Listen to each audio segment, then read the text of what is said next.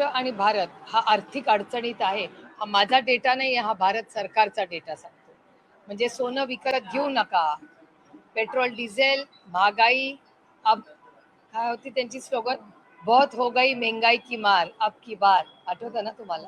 आज काय परिस्थिती आहे मला सांग. गिरीश महाजन म्हणतात की जे तेच लोक सध्या पेट्रोल डिझेल साठी रांगेत लागले जे भ्रष्टाचार करतात, काळाबाजारीसाठी पेट्रोल 80% लोक हे तेच आहे. मला सांगा, तुमच्या चॅनलवर मला वाटतं वाशिम किंवा कुठले तरी कलेक्टर काल पेट्रोल पंपवर फिरत होते. म्हणजे या देशाचा सामान्य माणूस हा भ्रष्टाचारी झाला. फक्त त्यांचा पक्ष भ्रष्टाचारी नाही, पण या देशातला गरीब कष्ट करणारा, काळ्या मातीची इमान राखणारा प्रत्येक भारतीय भ्रष्टाचारी झाला आता. हा भारताचा अपमान आहे.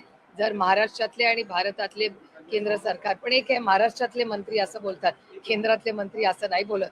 केंद्रातल्या मंत्र्यांना जाणीव आहे की काय परिस्थिती आहे, त्यामुळे महाराष्ट्रातले मंत्री बोलत असतील.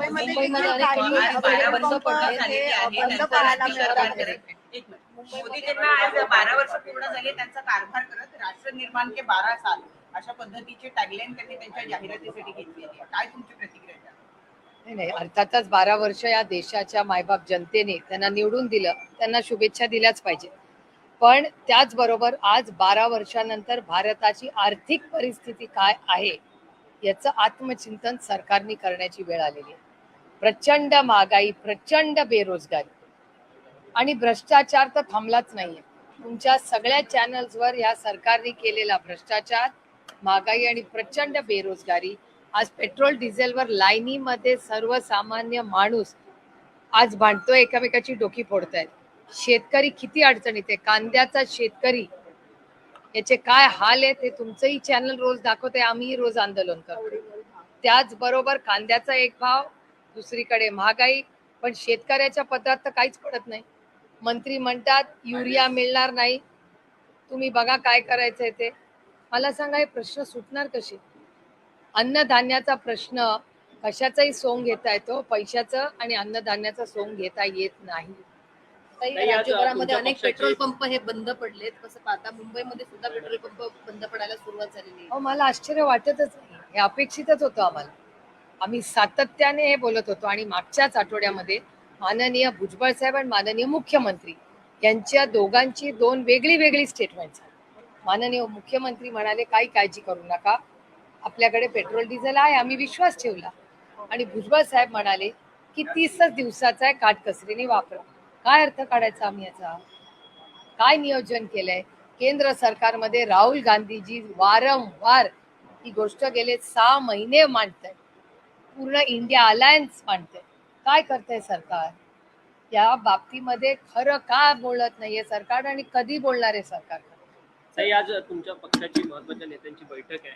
तर विधान परिषदेच्या निवडणुकीच्या संदर्भात राष्ट्रवादी काँग्रेस शरदचंद्र पवार पक्ष मैदानात उतरणार आहेत का? कारण की एकीकडे महायुतीमध्ये त्यांच्यामध्ये देखील जागा वाटपाचा फॉर्म्युला अंतिम टप्प्यात आला. हे इलेक्शन आमच्यासाठी महत्वाचं आहेच, पण त्याचबरोबर राष्ट्रवादी काँग्रेस पक्ष, शरदचंद्र पवार आणि महाविकास आघाडी पूर्ण ताकदीने आज देशासमोर आणि राज्यासमोर जी मोठी आव्हान आहे, मग महागाई, बेरोजगारी आणि भ्रष्टाचार, ह्याच्याबद्दलही आम्ही सविस्तर चर्चा करणार आहोत. कारण का इलेक्शन येतील आणि जातील, पण आज सामान्य माणूस जो टॅक्स भरतो, जो इमानदार आहे, त्यांनी कसं जगायचं तुम्ही मला सांगा ना. घरी जाऊन भाज्याचे भाव विचारा. बटाटा, एकीकडे कांद्याला भाव शेतकऱ्याला मिळत नाही आणि जो गिराईक आहे त्याला तो परवडत नाही. मग हे मधले बिचौलिया हा शब्द भारतीय जनता पक्षानेच काढला होता ना जेव्हा आमचं सरकार होतं. मग मधला बिचौलिया कोण आहे आणि त्याच्याबद्दल भारतीय जनता पक्ष आणि सरकार काय करणार आहे याचं उत्तर देण्याची वेळ आली. यालाच धरून ताई सकाळी जेव्हा प्रतिक्रिया घेतल्या सर्वसामान्यांच्या, त्यांनी देखील असंच सांगितलं, एकीकडे दरवाढ होतात पण आमच्या पगारामध्ये वाढ होत नाहीये. कसं पाहता याकडे? हे सगळं आम्ही गेले 6 महिने आमच्या सगळ्यांची पार्लमेंटमधली भाषणं काढून पहा. संसदेत हे होणार आहे. आम्ही वारंवार केंद्र सरकारला, आमची तर सरकारवर काम करायची तयारी होती की हा देशा आणि राज्यासमोर आव्हाने, तुम्ही माननीय प्रधानमंत्र्यांच्या नेतृत्वाखाली एक ऑल पार्टी मीटिंग बोलवा. हे मी तेव्हाही बोलले, आत्ताही मगाशी बोलले आणि परत मी रिपीट करते की हा नॅशनल क्रायसिस चाललेला आहे, याच्यात फार गांभीर्याने हे सगळं लक्ष घालणं गरजेचं आहे. महाराष्ट्रामध्ये सध्या निवडणुका बिनविरोध करण्याचा एक ट्रेंड सुरू आहे. नगर परिषदा, जिल्हा परिषदा कॉर्पोरेशन या सगळीकडे आपण पाहिलं की थेट बिनविरोध निवडणुका केल्या जात होता. आता हाच ट्रेंड चित्रपट महामंडळाच्या निवडणुकीत देखील पाहायला मिळतोय. एका मंत्र्यांची ओएसडी मागच्या 4 दिवसांपासून कोल्हापुरात आहेत आणि ते बिनविरोध निवडणूक करण्यासाठी समोरच्यांना अर्ज भरू देत नाहीत, अशा पद्धतीचा गंभीर आरोप अभिनेते विजय पाटील सर यांनी केला आहे. काही लोकशाही आणि दडपशाही, आम्ही लोकशाहीसाठी लढणारे लोक आहोत आणि दडपशाहीबद्दल सातत्याने कृतीमधून दिसतंय की भारत आणि केंद्र सरकार आणि महाराष्ट्र सरकारमध्ये दडपशाहीची भावना, भूमिका आणि वागणं हे वारंवार दिसतं. त्याचाच हा एक भाग आहे. मला काही आश्चर्य वाटत नाही. जय पवार निवडणुकीच्या रिंगणात यांचे काही पोस्टर्स गेल्या 2-3 दिवसांपासून व्हायरल होत आहेत, ज्याच्यामध्ये युवा नेतृत्व आणि मागे विधानसभा त्याचं पोस्टर असं लागलेलं आहे. चर्चा अशी आहे की विधान परिषदेच्या निवडणुकीमध्ये जय पवार सुद्धा यावेळेला रिंगणात उतरू शकतात. जय पवार जर राजकारणात आले तर आपली काय भूमिका? तो त्यांच्या गटाचा अंतर्गत प्रश्न आहे ना, मी कसं सांगू. कोणी राजकारणात यायचं किंवा नाही यायचं, प्रत्येकाचा एका सशक्त लोकशाहीमध्ये अधिकार आहे. त्यांच्या गटांनी ठरवायचं कोणी राजकारणात यायचं आणि कोणी विधान परिषद, लोकसभा, विधानसभा लढावी.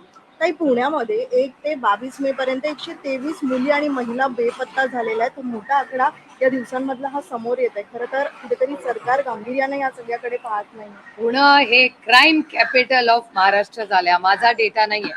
माननीय अमितभाई शाह या देशाचे गृहमंत्री आहेत.